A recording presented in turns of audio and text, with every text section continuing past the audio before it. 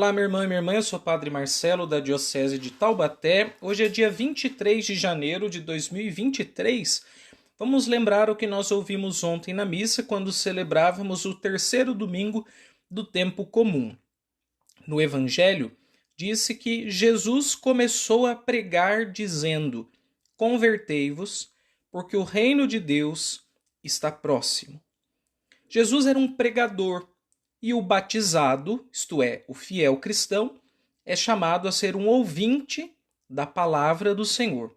Vamos meditar sobre a relação que há entre o batismo e a escuta da palavra de Deus. Bora refletir.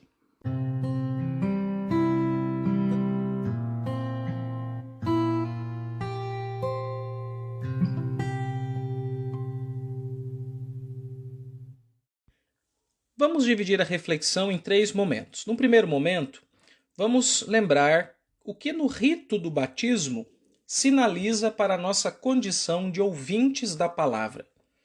No segundo momento, vamos pensar o que nós procuramos ouvir quando ouvimos a palavra de Deus, a Bíblia, a Escritura, seja lida, seja proclamada.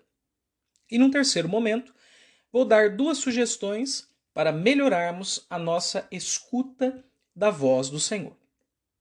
Primeiro ponto, o rito do batismo. Nós lembramos que na Sagrada Escritura há uma passagem em que Jesus faz um cego enxergar usando um pouco de terra e saliva. Ele produz um pouquinho de barro, põe nos olhos do cego e diz éfata, que quer dizer abre-te. E os olhos daquela pessoa se abriram. No ritual do batismo, existe um momento chamado também de éfata, mas que não está ligado aos olhos, e sim aos ouvidos e aos lábios.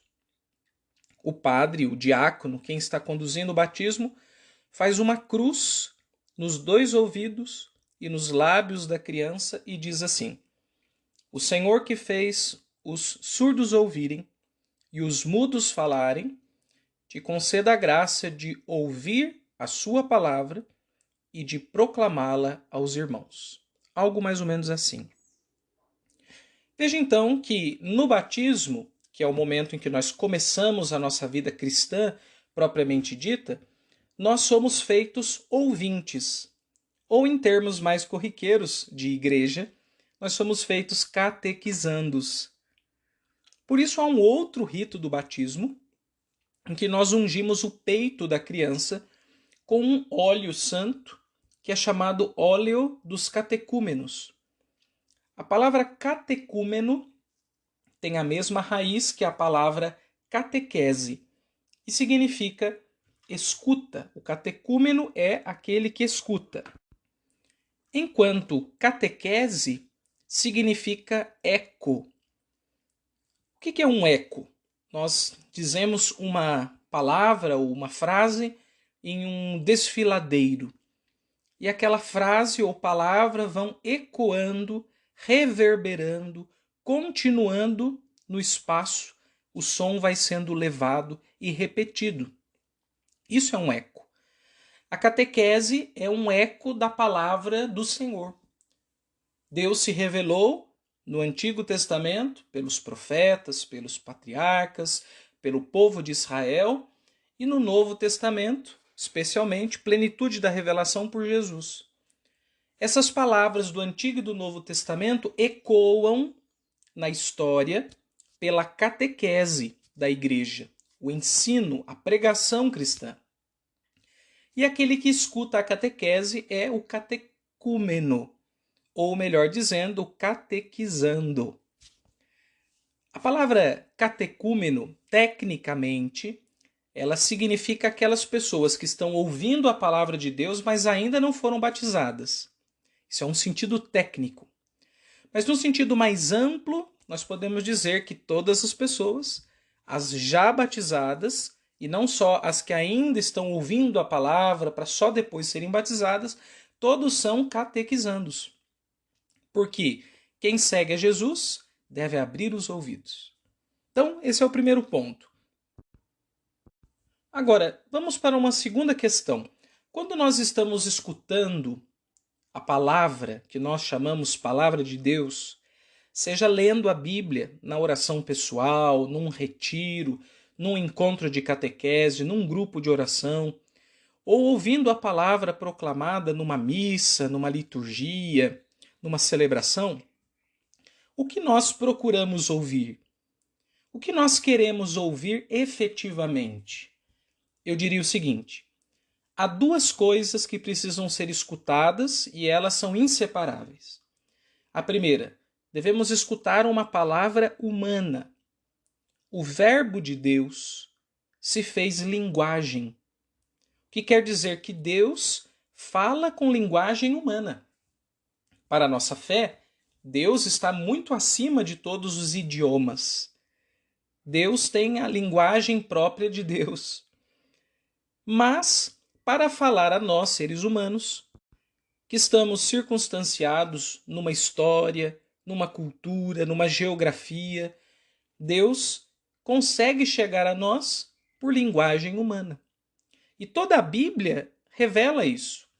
Porque desde a eleição do povo de Israel em Abraão, até as primeiras comunidades cristãs após Jesus, que compuseram os textos bíblicos, todo aquele material que nós temos hoje, que chamamos de Bíblia, foi escrito em linguagem humana por seres humanos, inspirados por Deus.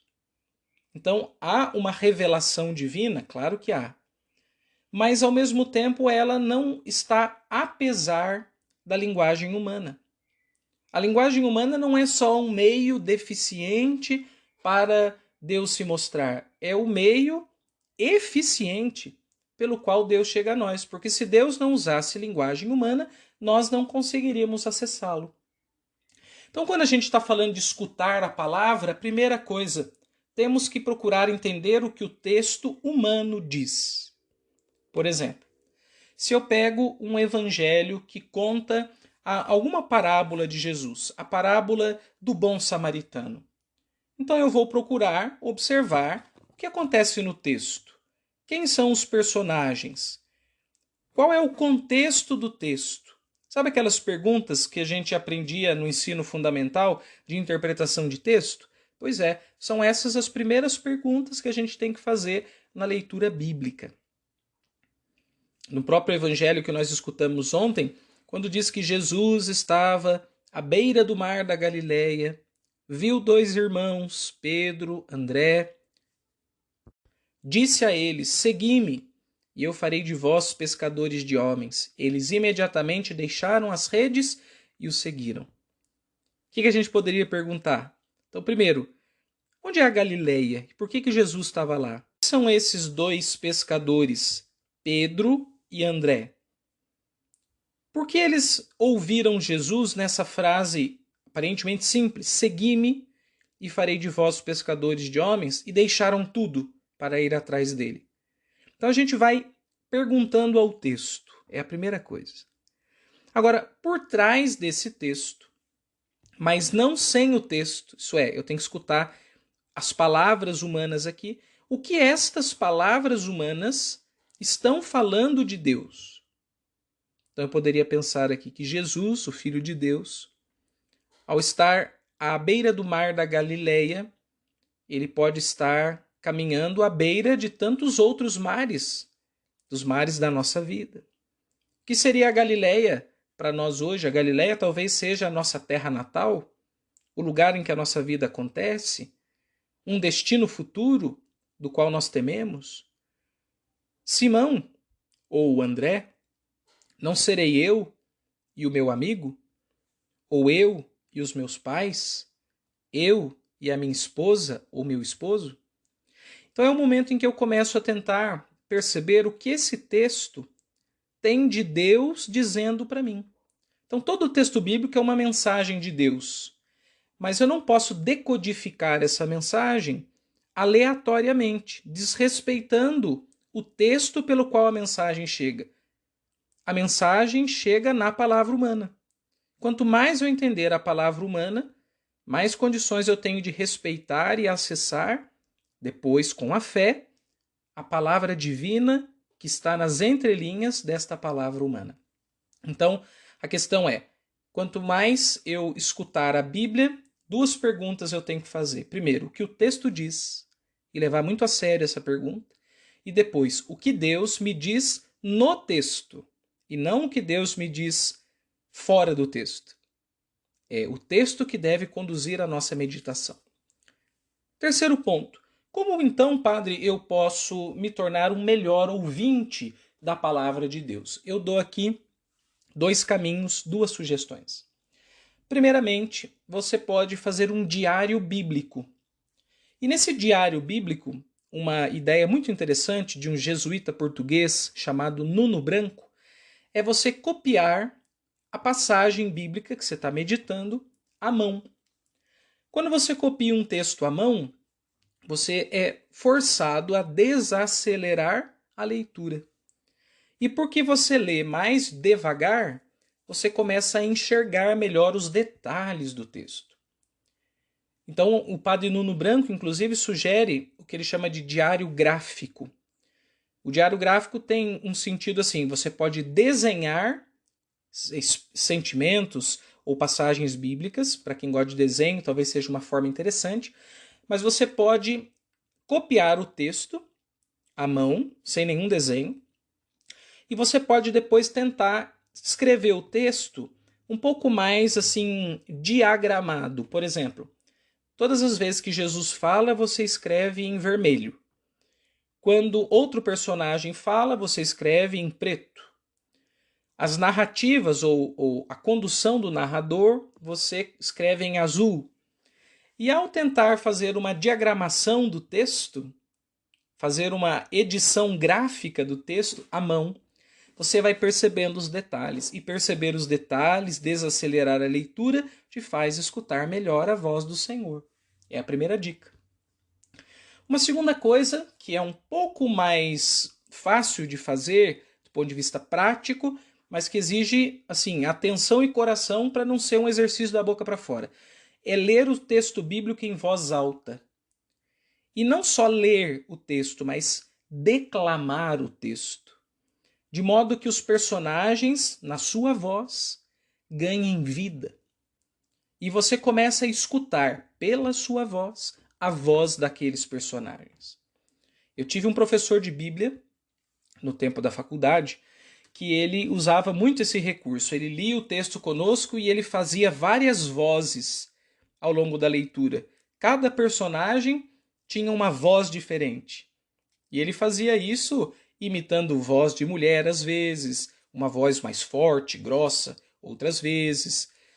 A ideia era talvez chamar a atenção nossa, alunos, tornar a coisa um pouco mais bem-humorada. Era a impressão que a gente tinha no começo.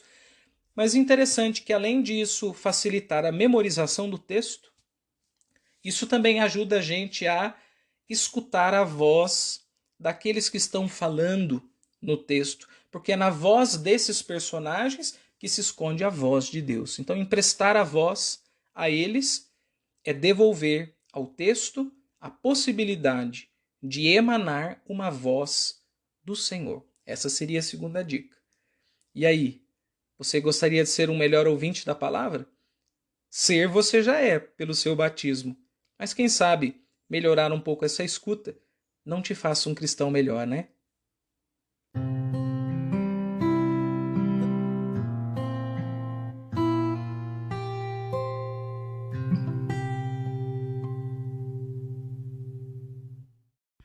Nós estamos começando mais uma semana. Como exercício espiritual, eu proponho que você procure praticar uma dessas duas formas de escutar a palavra de Deus. Você pode copiar o texto à mão, usando edições gráficas, cores, recuos, símbolos, ou então você pode declamar o texto em alta voz, mas o mais importante é que você consiga escutar, após uma, duas, três leituras, quem sabe, que você consiga escutar um pouco da voz de Deus escondida naquele texto humano. Te desejo uma excelente semana e até a próxima com mais um Ontem na Missa. Deus abençoe e até logo, pessoal!